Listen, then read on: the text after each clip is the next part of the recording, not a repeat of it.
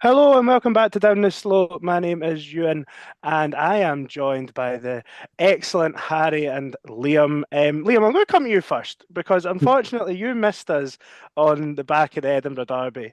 There obviously has been another game there, and we don't want to get too caught up again on the Derby win. But just how are you doing?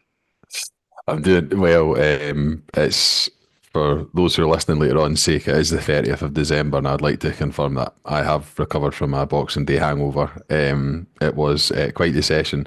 Harry's just informed me the number of pints that I managed to sink before we left the pub, and I've got to say, even for me, that is quite an impressive statistic. I think you know that sort of per 90 stat that keeps appearing in football now. I think my per 90 for pints on Boxing Day is really quite impressive, probably even higher than Dwight Gale's goals per 90 as it stands at the moment. Liam, I have to say, you're one of my favorite people to drink with because I am like, see, when I was growing up, my mum always said I'd be a cheap date because I just guzzle all forms of liquid, be that juice, whatever, alcohol, and you drink a pint as equally as quick as I do. And Aye. it's just an enjoyable experience. But Harry, you're still up in the sacred land of Scotland before you go back down to London. You've got one more game in you, I believe, before you. No, got two, got two. Two more games. Oh yeah, of course I'm meeting you on Sunday. How are you, my friend? Yeah, no, I'm good, mate. But the rule is Hibs are good, Harry's good, and Hibs are flying, mate. So I guess I'm flying. That's a new ability I've got. There we go.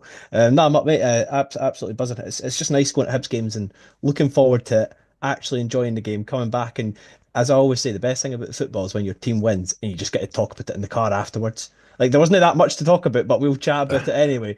But I just love it. I just think it's honestly my favorite thing. No, well, Hibs Nice. made it 4 out of 4. Liam, do you know me and Harry and Craig? We were actually having this chat off air, if you like, after we recorded after the Hearts game about when did we last win three in a row? When did we last win four ago? And I think it's surprisingly not too long ago. A few, 2 years ago, I think yeah, it was. yeah. Which I don't know if that's really bad or probably kind of expected 4 in a row. Like, feels quite good I in the league. I'd have guessed it was longer than 2 years ago, just because of the kind of team that we've been for the last 3 years, to be frank. But no, it's it's a really weird feeling coming away on from what the last 4 games, but really, to be honest, the last 5, 6 games, because I don't really include the Celtic Park game, as Harry mentioned a few days ago. Feeling really content, like really, really content from where we were earlier on the season. It's sometimes when you take a step back from it, you look at the league table and go, oh, we're only seventh, despite how good the vibes feel right now. And I think that probably tells you just how bad a start to the season that we had. But actually, if you look at the last 4, 5, 6 games, it's a culmination of a lot of the things that weren't happening for us earlier in the season in terms of some of the breaks that we're getting, but actually just some of what we deserved for a good play is actually coming into play now. And look, the game yesterday against Kelly was not a classic, but you just have to go and win those games when you've come off the high. If you can go and win those games, they're just as valuable as the game you won 3 days before. And I just feel, I honestly, I feel I'm actually on cloud nine at the moment, to be honest with you. Like I feel just so good about this team all of a sudden from a place where, earlier on the season, I think we all had doubts about the team. I think we were all pretty, supportive of the manager certainly, but I think we all had some doubts about the quality within the team. But all of a sudden, everything's just changed, and I'm feeling so much more positive.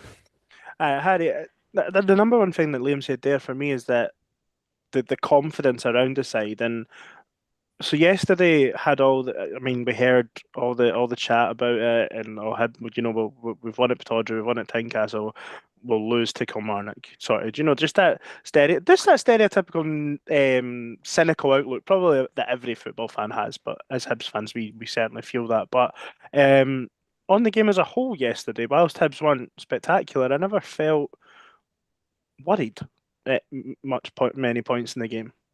I actually said to Craig, like at the start of the season, part of the problem for me was I just found Hibs incredibly dull. Like, especially the first, like, between the, like, after St. Johnstone game, that, like, next 5, 6 game spell, like, watching it from mainland Europe, I was literally like, is it even worth watching the second half? It's that bad. But I was watching the first half, and the fact that we're trying to get the ball forward, like, I just don't feel that we've got the players that can consistently play. Like, there's times we can play it for the back, but we just can't consistently do it for a full 90 minutes, like, the way Montgomery wanted us to do. But Mhm. Gray, as I said at one point, I was like, we just need to commit to being a team that's not very good at one thing. And I think that's what we're seeing now. So even though there was quite a lot of balls over the top to Boyle and Hoylett, like, that's where our strengths are, and that's what's actually got us results. So I No, I think we've just that, lost. that was a big thing at the start of the season. I didn't feel that we were. Sorry, Harry, I think we might have just lost you there for a split second. But you said what you sound, I what you said were we're saying sounded watchable. good. Watchable was the key word. Watchable. Liam, the team there wasn't too many changes in there. Obviously, a change at the back and a change up top. Ellie Yuan missing out was sort of probably the biggest one. I think we all sort of had a feeling that Warren O'Hara was going to miss miss the game. Do you know every time I say that and you smirk, I'm like, if I said it right or if I said it wrong? But Ellie Yuan missing out was a bit of a kick in the teeth before the game. Aye, it was. It probably didn't make me feel great about the team when I looked at it on paper. Just it's kind of that sort of thing of not playing a recognised centre forward really. And I think Ewan, of the players that played on Boxing Day, is probably the closest thing that we had to a centre forward in the team. We're obviously using Boyle in that sort of auxiliary role where he picks up the space in the wide areas, and Campbell and Hoylett kind of interchanged a few times yesterday, but that was probably my only real concern. Having said that, I would be honest. I'll just say it to the people sitting around me. I thought he was good yesterday at points, but I have major worries, shall we say, about Lewis Miller at right centre half. It's not something I want to see a huge amount of, to be honest. So I think it's fine the odd game here or there when you need him to go and fill in, but I think that's a pretty steep learning curve for the boy defensively. He was quite good going forward yesterday at points, but Yep. I still think in terms of the defensive task, Kelly didn't really ask an awful lot of questions as yesterday. You come up against a team who maybe does do more of that. We might see that over the next couple of games. It's probably not the guy that I want starting there. Yeah, I thought he played well, but he was definitely targeted, I think, by Vassell and who was the other player that Fraser Murray on the left. no, did not have a second striker though.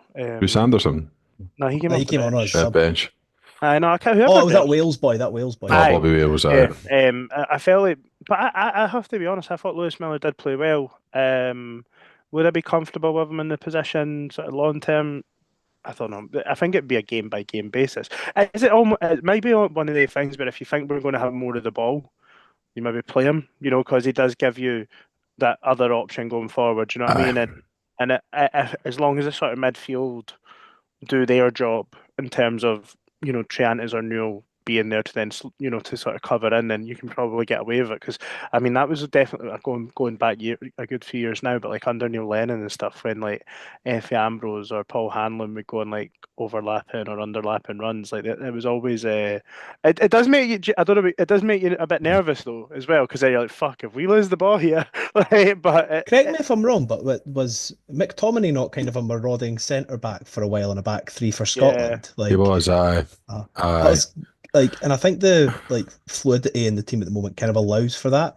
Like, being honest, like obviously on O'Hara, I'll call him Warren just to not bother Liam. But with Warren at the moment, I'd I'm comfortable him not being in the team. For me, that's a position that I'm not too sure of at the moment. And I think Miller, there was one header in the middle of the first half that I was like, geez, mate, let's just not head it down in the middle of the 6 yard box. But apart from that, I actually thought he had a really solid game. And then, as Liam touched on there, it was nice to see him bombing forward and still giving us an attacking threat, even though he was playing at centre back. I think in the current makeup of the squad, there is only two options with everyone available there. I think it is O'Hara and Miller. I don't think you play Marvin Ekpiteta there, to be honest. I don't think he would be at all suited to playing on the right of a three. I think him and Rocky are basically vying for one position in the central centre back role for me. There's two guys that can potentially play left centre half, and Iredale and Obita. I think Iredale deservedly at the moment has got the jersey, because I think he, it was funny. I was going to say a couple of weeks ago he'd been underappreciated, but now he's getting all the appreciation in the world. He's now maybe on the verge of being overappreciated for his efforts, because I think he's a guy who I think played very well, but I think the vibes with him are very strong in terms of how the fans have responded to him and how he's responded to the supporters as well. He looks to have just, he looks to have tuned into that right away. Um, Albeit I know you had that one gripe with him about the thing with East Stand, but I apart from think that, it's the timing. Do you know what I mean? aye, Yeah, I know, but he that certainly is someone who he interacts with the crowd. We get players that don't do that, and another one who's doing that at the moment to great effect is Nicky Cadden. I've watched him visibly G the fans up a number of times down the left hand side on the East Stand side, and I think I think when things are good, people love that shit, right? And as long as we're winning, I think people will be happy. I think that just to come on to talk about Nicky Cadden, I think the biggest thing that he's given us at the moment is what we saw at the weekend is that set piece delivery. It's just, it's gone from being okay, maybe passable, to being, I would argue it's probably one of the best set pieces in the league in terms of corners into the box, wide free kicks. It's. He had one yesterday that was poor, but other than that, it was on the money. yeah. I Just, think just to jump in there, sorry. On Nicky Cadden, I found it interesting. I don't know if you guys noticed, but during the 10-second challenge, four of the kids said Nicky Cadden was their favourite player. I just think that's a massive impact already because obviously kids Aye. normally have like one player that they're obsessed with. Like Martin Boyle got a couple of mentions because obviously he was great a few years back. But the fact that Cadden's only kind of been in the squad for a couple of months and even the youngsters are all about him already. You don't normally, like, especially for the player that Cadden is, you don't normally really get that, do you? S- I s- find See, to give Boyle his props, just because you said it's just a few years, we've so again where we criticise people on here, I think you have to eat a bit of humble pie when players come back and prove you on. He's been a massive factor in how we've played the last few weeks, and to be honest, I think we were all of the opinion that we would have maybe moved them on in the summer, but certainly if you go back a few weeks, we'd look to have moved them on in January, but he has been a really pivotal part of the way we've turned it around. I think because he's been here for quite a long time over two spells, maybe isn't getting the sort of credit or the love that he deserves for the way he's played. But the way he played against Kelly yesterday was, taking the ball in tight spaces, looking to run at people, committing folk, just being a genuine general nuisance was very good. no. I thought Boyle was probably. I thought Miller was very good. Trantis had another good game, and then Boyle was probably the sort of the third. I mean, Nicky Cadden is what he is. I thought in a more general term, it was a quieter game probably from him. But the quality in the set piece is incredible, and I think it's I don't know why. Like sometimes you'll see players that are good at set pieces, but then their delivery maybe in open play isn't good, or the other way about. But the consistency on the delivery is the most impressive thing for me as well. Like it is such a threat, and ultimately, if you can just make sure that you've got players in the box, it doesn't even just get a volume of players in the box. That in itself will cause panic for the defenses as well, and just makes it even harder to defend. It's when because we've watched him for a while now. I'm starting to know his movements. It's when he just does that wee touch where he just sort of he's setting himself and he just puts it maybe a yard and a half in front of himself, and he hits it. It's like a slap shot in ice hockey. The way he hits the ball, it's quite an odd technique, but the way he gets it, it's just it's a thing I love. I don't know if it's just left footers you appreciate it more, but I love watching it. I could sit and watch him just ping balls all day. You know when So good. You know when you get to that stage, you're like mid-teens and you start flirting for the first time, and then someone says something that's no funny, but you want to show them affection and you giggle. Every single time Cadden hit a crossing, Craig made that giggle on the weekend. It was he was buzzing every single time he hit the ball, and I get it, but I wasn't quite as moved as Craig was. But yeah, no, massive, and I think you're spot on. I think I said it last week as well, but in fairness to us on Boyle, apparently even his mum said it at Aberdeen after he put a good shift in, like finally, son. So I and the thing, so one last thing, sorry, oh, on Boyle was it was just the amount he was chasing and hounding down the ball, even when it wasn't on. Like there was a couple of kicks from McCrory that went right out the pitch just because Boyle put the extra shift in to get near him. So I just think his effort at the moment is just kind of at max. Sorry, yeah. No, no, no, it's not. It's not a problem at all. I was sort of going to do one of your fabled. Well, not got anything else to say on that, so let's move on. No, I just want to highlight. We've had quite a few YouTube comments come in on as we're doing the episode live just now as well. But they are pretty much all on sort of transfers in the January window. So we'll come on to all your comments a little bit later in the episode.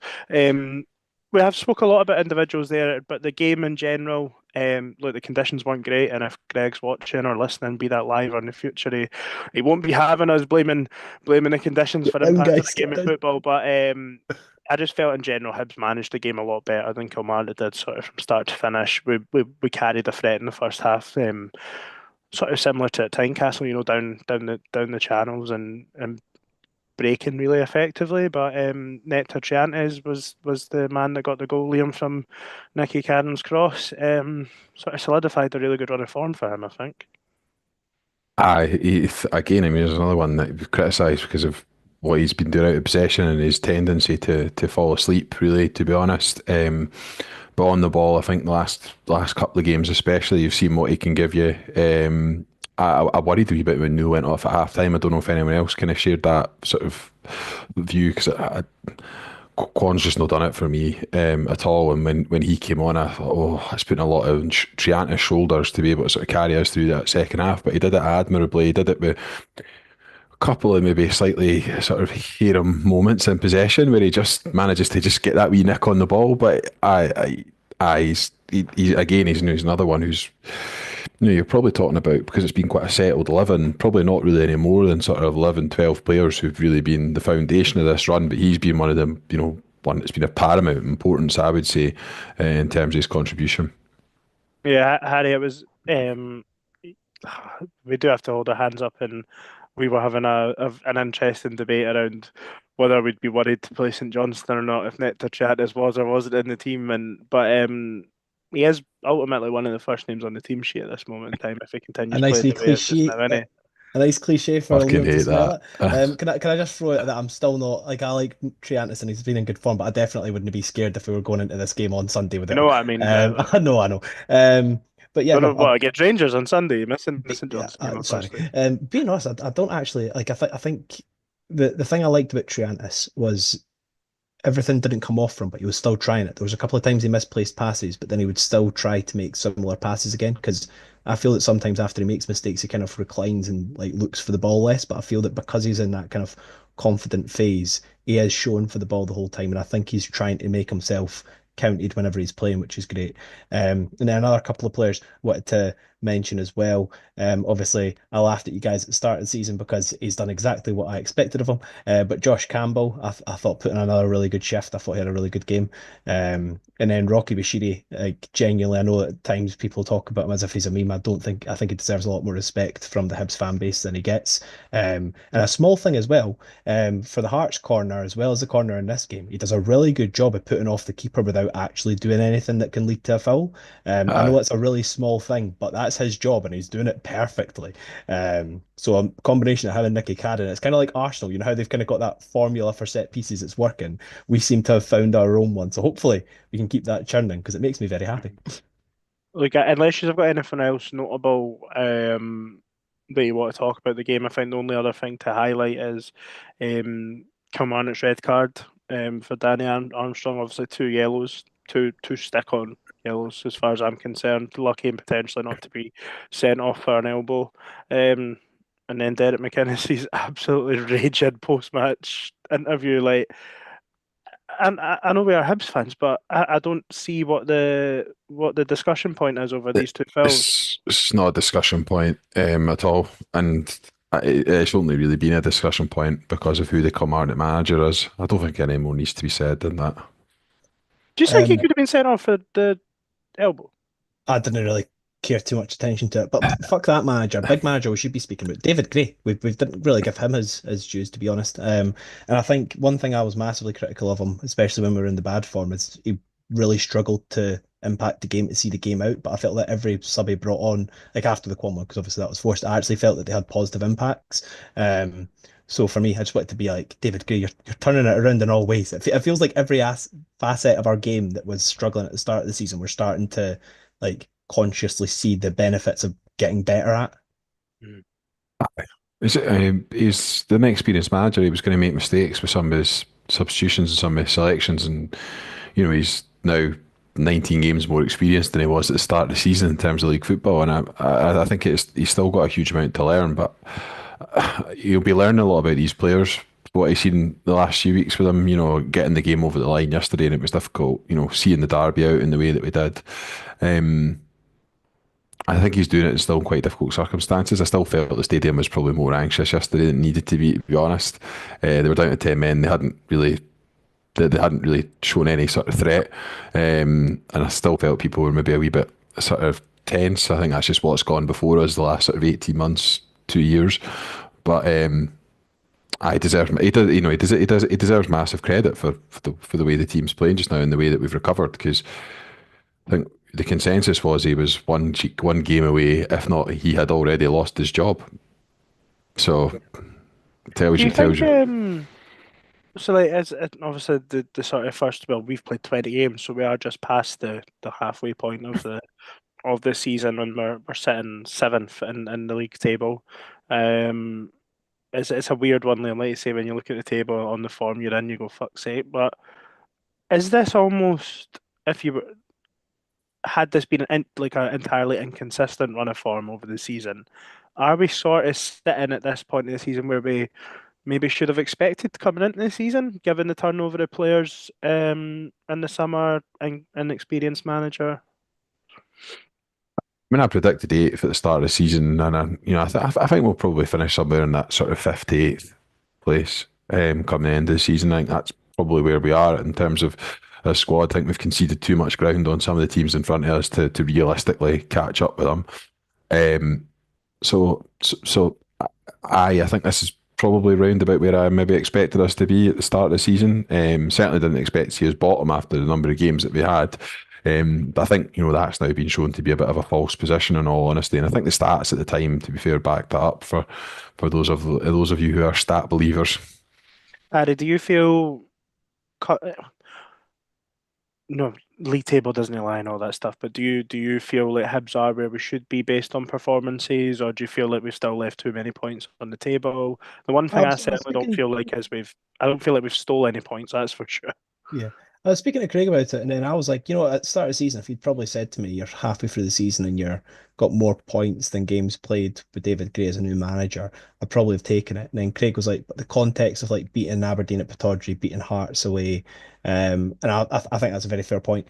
I think I think we made mistakes enough, apart from the Dundee United game at home, to not deserve to get those points. So I think we are on merit where we should be, but obviously we've now got the really positive outlook after winning 4 games in a row.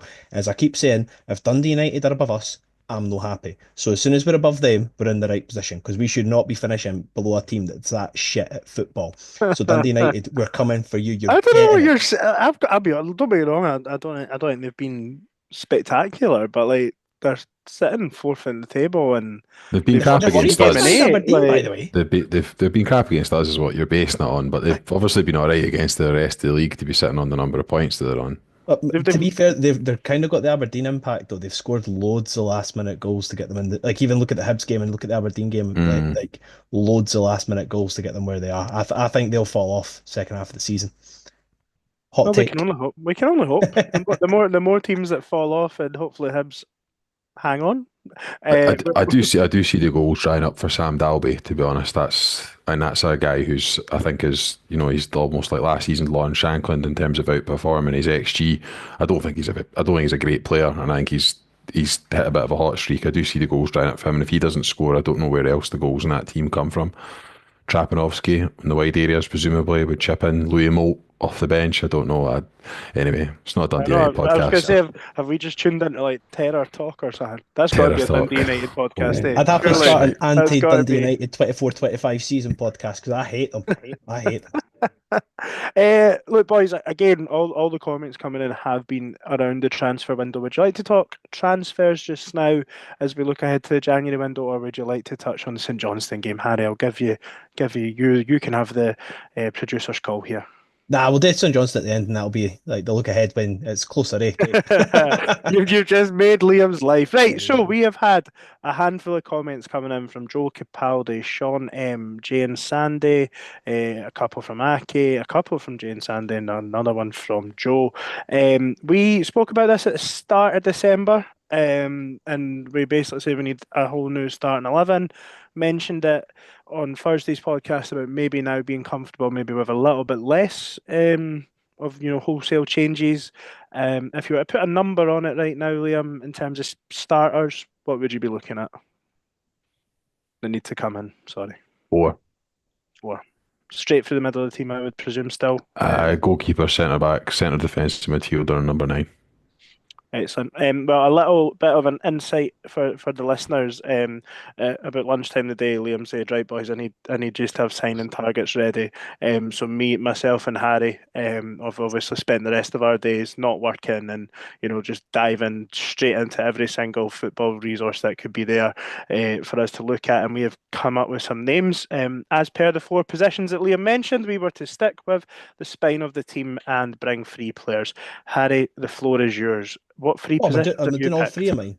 Do it however you want. All right, cool. I'll give you my most realistic to least realistic. So starting off central midfield, as I said a few months back, I think that we're drastically missing a midfielder that can kind of link up the play and consistently just bring the team forward and carry the team up the field. I know Neil's been doing it a bit better of late. I know Campbell can sometimes do it from time to time.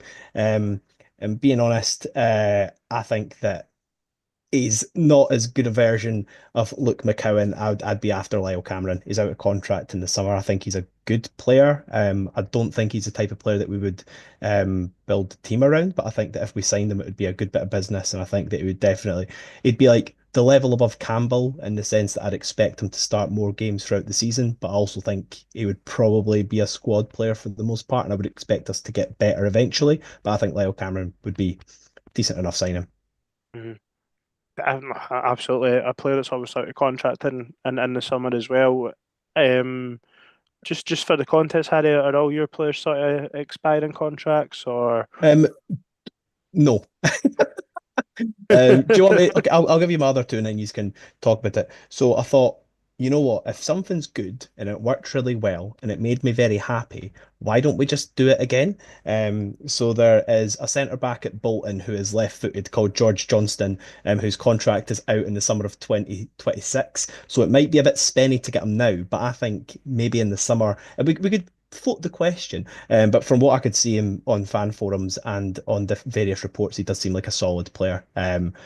Probably, I don't really find a like profile to match him to, but I Uh-huh. think if we were to go back to a flat 4, I think he'd probably be the player that would fill that position, as opposed to Iredale as left centre back. And you know me, if I've been banging on about left centre back since this podcast began, and I've only had Paul Hanlon to rave about. So if you can give me an extra one on top of Iredale, it would make me very happy.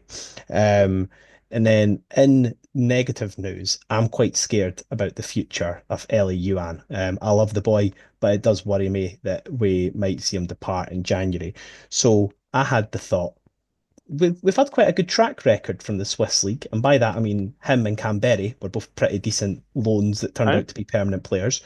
So looked through the league, and then I found this boy called Felix Mambimbe, great name, who plays for St. Gallen. Fantastic name. Indeed, he's 21, 22. I think he's got 3 goals and 5 assists in the league so far this season. His profile's more pace, pace, pace as opposed to the skill that Yuan brings. But in the current system of having the strikers needing to drift wide and then make an impact kind of across the entire front third, I think that that type of profile of being like a speed demon that can also chip in with assists and goals, I just think it'd be a really strong signing. Obviously, transfer market's not the be all and end all in terms of value. That's gotten valued at between like 500 to 700k, which might be out the budget. But I was thinking loan signing, is the Swiss league ending soon? I think it is. I think they're. Nah, I think that's a normal season Oh, is league, it? Oh, okay, Switzerland. I think it's normal cool. August to May.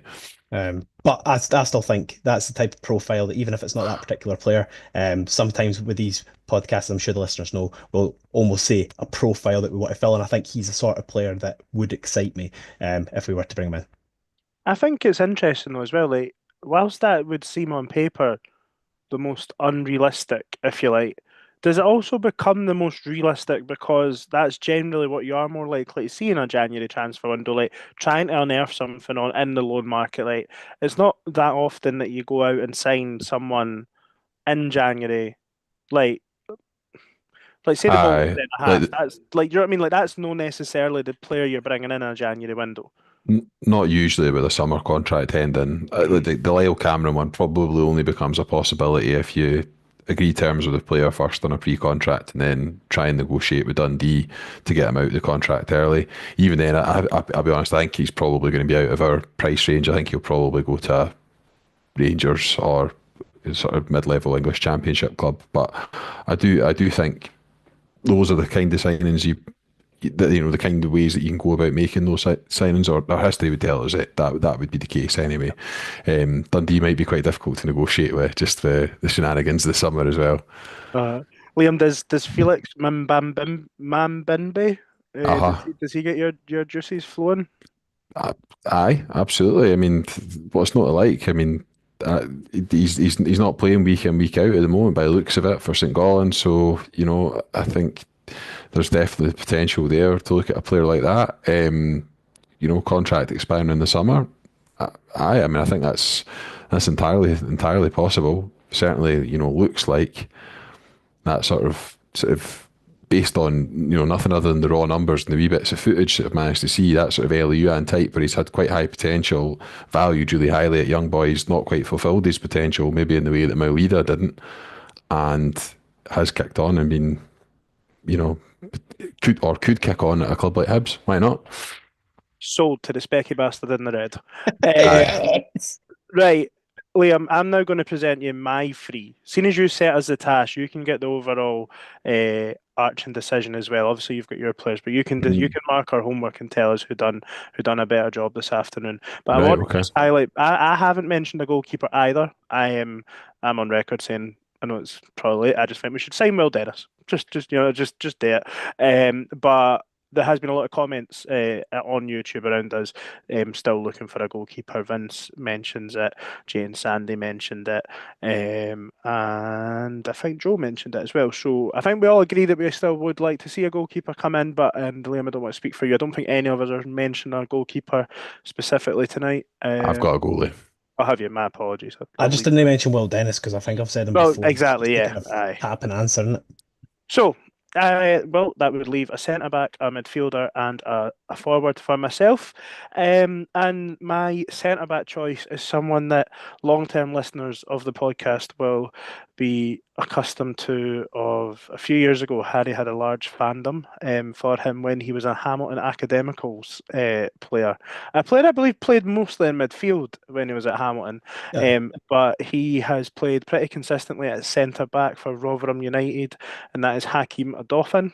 Um, I think from what I admit, from sort of what we've seen of him at Hamilton, and the fact he's then went down south and consistently played in a Rotherham team in the Championship or League One, regardless of what league they've been in. He's out of contract in the summer, which that's my lazy route in to see what players I need. It's players we have seen before and are they out of contract in 6 months because I just refuse to believe that Hibs are going to actually go out and sign anyone. So he's the centre half that I've went for. I do think there is flexibility there that if we're looking to play a back three, I would expect he'd be very comfortable in playing on the right hand side of that. He's played it right back in his career as well as potentially being able to step into the midfield like he has done in this league before. So I think he would be a very good profile of sort of player for us to be looking at. The amount playing week in week out in League One, does that mean maybe he'll have suitors elsewhere that maybe would be able to outpay Hibs maybe in the Championship down south? He's still only in his mid-20s. My central defensive midfielder will do the total opposite, and it will enrage Harry because it is our 6 monthly plea for Hibs to sign someone from St Mirren, and it might piss him off even more because if I'm honest, he's about their third or fourth choice central midfielder this season, but had an exceptional campaign last year and is fresh off the back of scoring a winner against Rangers, and that is Boyd Munce of St Mirren. I think he had a very, very good year last year, keeping sort of Keanu Bacchus out of the team at times. And for whatever reason, in the last couple of months, hasn't played a lot at St Mirren. He sort of spoke about that after the game against Rangers in his interview. And again, another one that's out of contract in the summer. And I don't think just because you're going for a spell out the team at St Mirren doesn't mean you're not good enough to play here. Do you know there can be different reasons for not playing, and just a player that's impressed me at times. and then my centre forward option I have went for a little bit different, a player that's probably not really fulfilled his potential to date in his career. He's had a variety of different issues, and that is Aaron Connolly at Sunderland. He signed for them this year on a 1 year deal.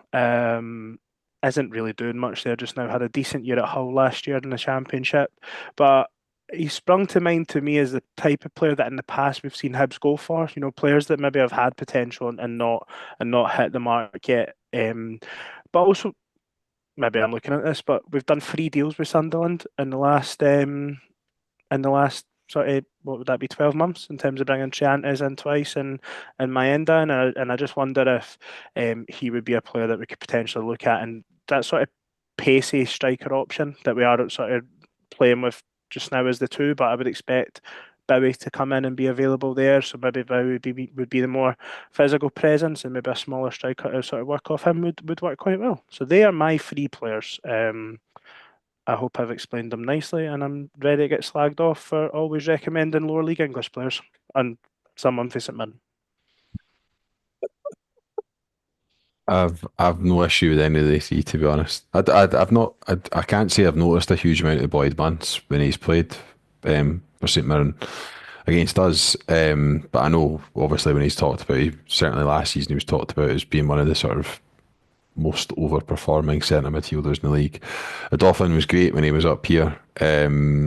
So I know, like, no issues there either. And I think Aaron Connolly is just a guy who I think has lots and lots of ability and has shown it in flashes at the clubs that he's been at. He's probably not a goal scorer. He's not the kind of guy that's going to get a sort of 10, 15 goals team now and then the season, but he'll give you work rate, quality on the ball. He is a player who obviously has got some, I think, fairly well documented, challenges that he's fighting with. So it'd be amazing to be able to support that player in turning around their career and their life. But I think, it just felt like to me like a player that might be available. He's only on a short-term deal with Sunderland, and he would be a very Hibs player to sign as well, and for him to be good. Like, yeah. We have got, let's be honest, we've got a wee bit of tendency to sign characters, shall we say, and I think he would be someone who would come with, obviously, the challenges that he brings, but comes with an immense amount of quality, and probably a player that we wouldn't be able to get otherwise. Like, we wouldn't sign him if he didn't come with who Aaron Connolly is. Having said that, that would never be a reason not to sign a player for me. Like, and I think everyone deserves a second, third chance with whatever challenges they're battling through. But what a player! Yep. Well, Liam, who would you approve of more then? Who done their homework better this afternoon? They're both good, to be fair. I'm struggling to really pick. I'm going to give Harry points off for choosing Lyle Cameron when we said a defensive midfield player, and he's certainly not a defensive midfield player. Yep. But I liked his other 2 shouts a lot. I think your 3 are just more steady across the board. So I'd probably give the nod to you. Oh, I'll take that. I'd probably tell Gavin Stewart to hire you over Harry. Well, we just lost him there, so he missed all the glowing praise that you were giving him at the start. Just to quickly join us again, as you were saying, mine's were a gazillion times better than his. What's your thoughts on that, Harry? I think it's an absolute disgrace that Ewan stole one of my players. He's went back to his usual tactic of signing a player in January from St Mirren, which I don't think's ever been done in the history of the club. And then he's went for a striker that he's just randomly Googled today. I definitely any of my guys, so I'm just disgusted, to be honest. Can we just, for those that are watching live or even on YouTube, because this recording will go out as is, are you experiencing some real technical difficulties here? Yeah, essentially the laptop gave the old message of it needs to update at 8:15, so I'm trying to bite the bullet and get it out of the way now, so I can be back on the rest of the pod. I'm sorry, guys. So are you on your phone currently? Correct. Right. Okay. We'll just deal with that as we go. Liam, what players are you bringing to the January transfer window table? I've got 3, and as I mentioned, I've got a goalie, I've got a number 6, and I've got a centre forward. Probably the 3 most important for me at the moment in terms of positions. So the goalkeeper is not my idea. The goalkeeper, we asked the listeners maybe 2 weeks ago, 10 days ago, something like that, for their suggestions. And frankly, our listeners know better than we do. So I did a little bit of digging into one particular goalkeeper by the name of Oscar Hedval. I'll put the name in the chat in a wee minute, but he is a Danish goalkeeper. I think, given kind of where we're at, I think he would be a pretty ambitious signing, to be honest. Playing in the Danish top flight, fairly good age, so age profile, 26 years of age, big, good height, has probably got a sort of slightly, how would I put it, invigorating move from a club that he wasn't playing at before to playing for Viborg in the Danish top flight. Just a really solid pair of hands. Record in terms of goalkeeping this season, he's pretty much averaging, conceding 1 goal per game for a team who are sort of a middling side in the Danish league. But I think probably gettable in terms of finances, but might be difficult to retract just given the current sort of state of play in the sort of Danish football and Scottish football and how those two leagues translate. My next one, in fact, the next couple are going to come from the Norwegian league, and the reason that I've looked into the Norwegian league is not because I still You changed your miss pick. miss our pal. Sorry, Have you changed your picks for what I you do. said? I have I. Referee, that might be a booking, by the way. I don't know. Sorry, William, crack on. The reason I didn't suggest Keanu Baku is because I thought he'd been down south for 18 months, but he's only been there for 6 months. So, it's just too soon. It's just too soon to suggest him. So the reason I've looked at the Norwegian league is not because I'm missing our old pal Reindeer Hot Dog, but because I actually just thought, what's a league that runs from January to December? So clean break, their club are they're not in the middle of a season. They're maybe more open to player trading, looking at move assets on, potentially if there's money involved as well, it would help them to sort of reinvigorate their squad. So this player's under contract until the end of 2026, and he's Icelandic international. Goes by the name of Julius Magnusson, central defensive midfielder. In terms of stats, he ranks very highly amongst all of the metrics you'd expect for a central defensive midfielder, particularly around interceptions, tackles won, ground duels won, that sort of stuff. Very, very solid pair of hands. Icelandic international, as I said, 26 years of age. Did play 30 games, so played every game essentially in the Norwegian league last season. So, would maybe be difficult in that he's quite a key cog of the team, but he plays for Fredrikstad, who are not a big club in Norway by any stretch of imagination. And I think, our financial pulling power would be significantly greater than theirs. And I think he is a potential one we could look at. The other one comes from one of St Mirren's European opponents this season. So SK Brann knocked St Mirren out of Europe this season. I think most of us would have caught some of the two legs between the sides. One of the players that impressed me across those games was a centre forward by the name of Auna Hegebo, who is a 23-year-old centre forward who plays for Brann. He is kind of in his short career, sort of in the form of his career at the moment, I suppose, at the age of 23 years of age, still very much early days. Scored 15 and 38 in all comps last season. So certainly knows the way to go. Norwegian League, I think, is probably, roughly on a par with their division here. So he's got that goal scoring pedigree. It was the best goal scoring career season of his career, as I said earlier on last season. So I think, it is maybe a wee bit of a stretch in terms of looking at him, but he is out of contract at the end of next year, so he's got 12 months to run. He hasn't signed a new contract, therefore perhaps we could sneak in and take this player from SK Brann. His market value is very high in comparison to the other players I've picked, but I think a number 9, if you're going to spend some money and position you spent in one area of the pitch, that is typically where you'll go and spend your money. And there is definite resale value with a 22-year-old Norwegian. Final thing I'll say on him, he looks physically much more robust than Elias Melkerson and much more ready to play in this league than he did. Yep, yous have both got me. Yous have both taken me. Because I just go so boring, don't I? Oh, you played in Scotland before? Oh, you played League One? Class, you'll do.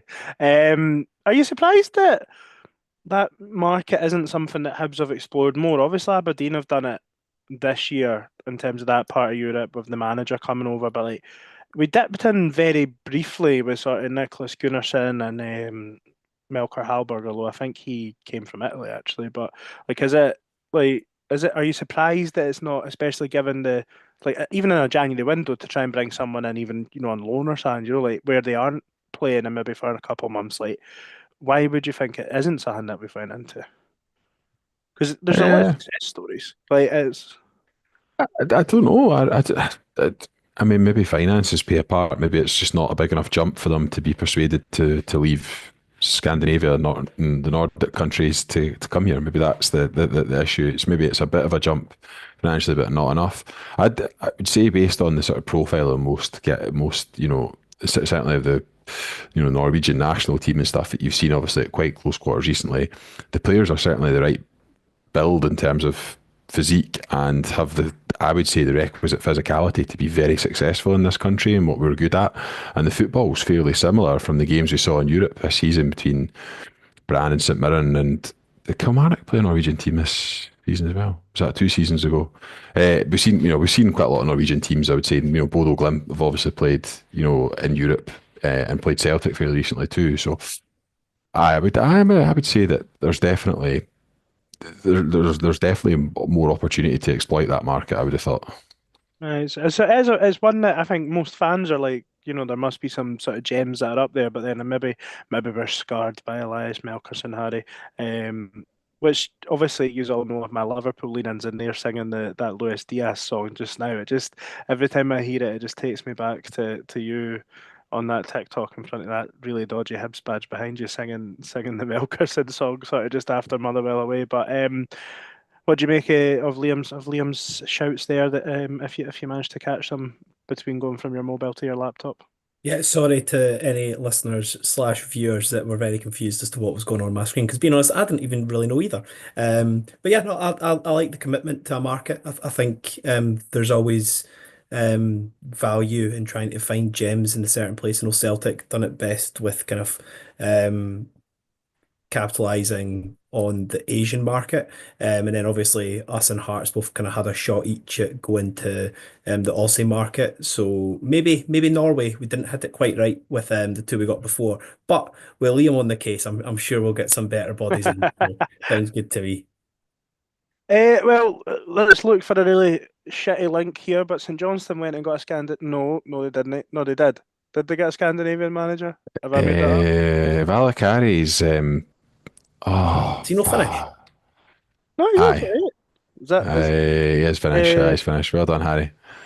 He is, does, aye. does that count as Scandinavia? So I get confused between Scandinavia and Nordic, which is why I used them interchangeably earlier on. So Scandinavia, I think, encompasses Norway, Finland, and Sweden, if I'm right,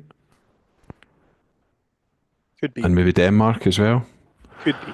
And then Smash him! Well, that Nordic link was is shite anyway. So St Johnstone on Thursday. St Johnstone are trying to play a lot more football, Liam, but they've plumped to the bottom of the table, aye. and have taken some heavy defeats on the way as well. I seen them play against Rangers and thought they were decent that day. To be fair, what on earth should Hibs be expecting on Thursday? Do you think? Can I just say I respect that? Like, they have played 3 or 4 strikers fairly consistently since the boys come in, and it's refreshing because the St Johnstone team that I've really known since they've been in the top flight have been hammer throwers, to be honest, who've literally their purpose in life was to park the number 11 bus outside their goal and no move it until Joe Shaughnessy inevitably scored a late winner at Easter Road. I just it's good on them for having a go and trying something a wee bit different. I'll be honest, I think if they continue doing that with the players they've got at disposal, they will go down this season. Whether that's an 11th or 12th, they will go down. But they'll have a lot of fun doing it. So maybe that's what their fans want, is just to have a wee bit of fun. I actually think it'll be, despite what I just said about them going down, I actually think it'll be a really tough game. Because I think they will throw quite a lot at us. And I do think, in Kimpioka and CDB, even to an extent, Mackenzie Kirk, based on his sort of goal scoring attributes, I do think they will cause quite a lot of problems for us. Yeah, I mean, even the game at Easter Road under Levine, it wasn't the most comfortable afternoon. Obviously, I mean, we weren't exactly in the best of form at the time either. It was our first win of the season, but St Johnstone still caused us problems, and Bakayoko, especially, obviously, ended up getting himself sent off, didn't he, in the late on. But I think.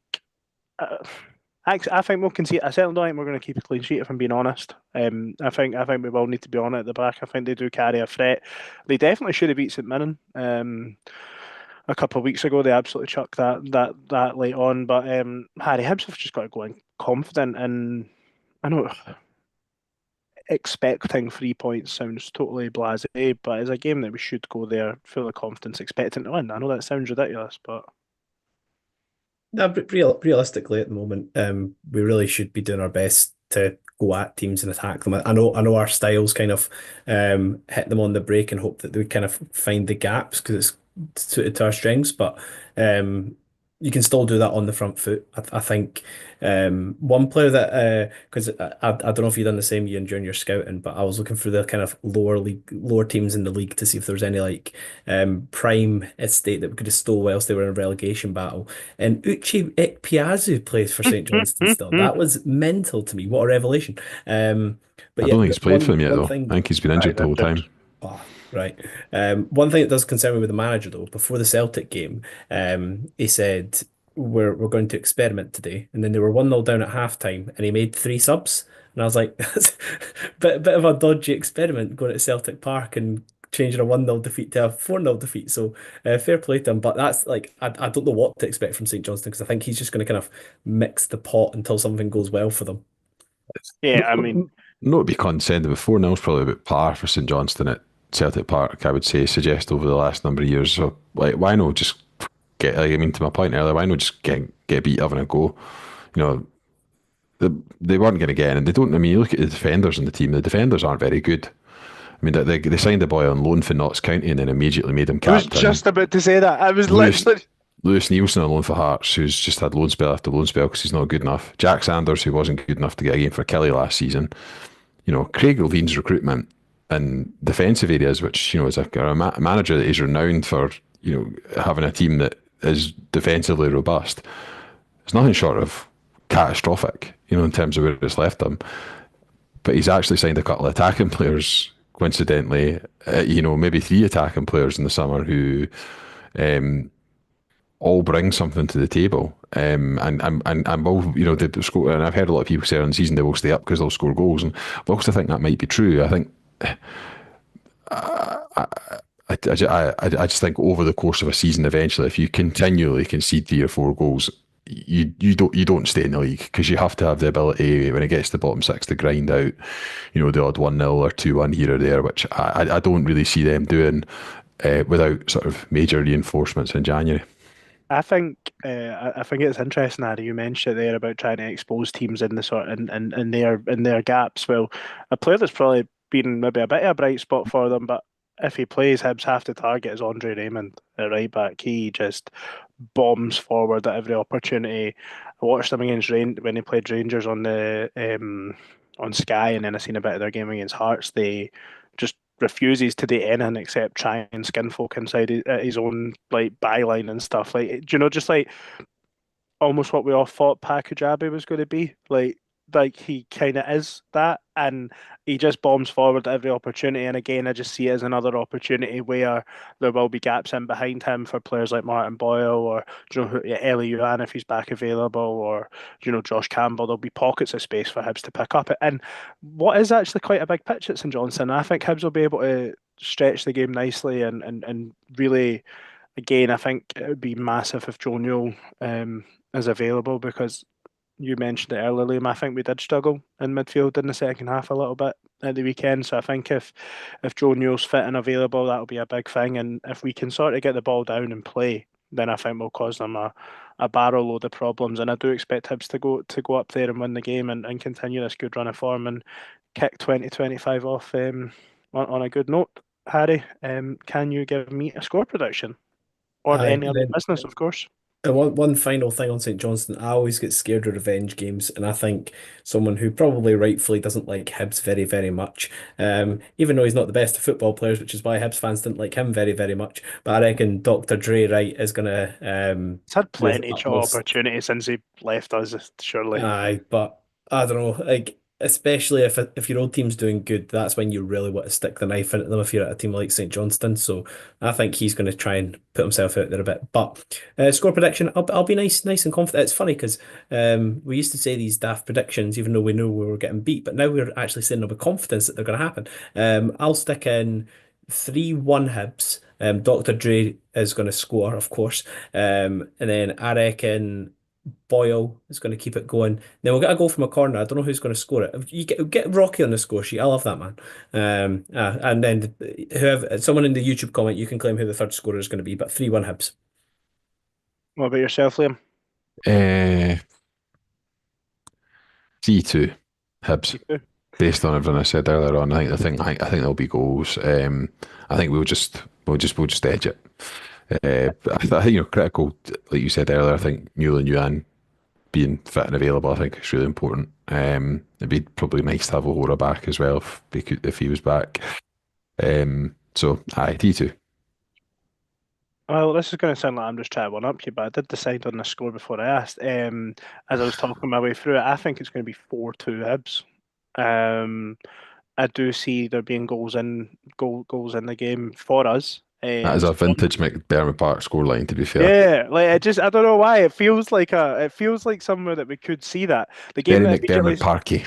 The game that springs to mind is Christian Doidge's hat trick, but I think they only scored one that game. Oh, I don't know four. if it was I, but like, I don't know. It feels like a ground that Hibs could show up and score 4 goals. Obviously, we sort of sold out the main stand allocation already, and tickets are going behind the goals. So hopefully over the next couple of days that gets close to sold out, and there'll be almost a 50-50 split in the stadium if that's the case, which is always nice and good vibes going into 2025. Hibs have won 4 in a row, boys, to finish 2024. So I think that is the perfect note to leave us on. Thank you very much for listening.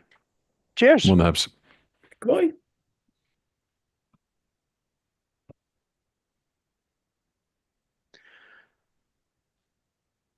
Done. Sorry about the laptop, lads. That Oh, was don't so worry.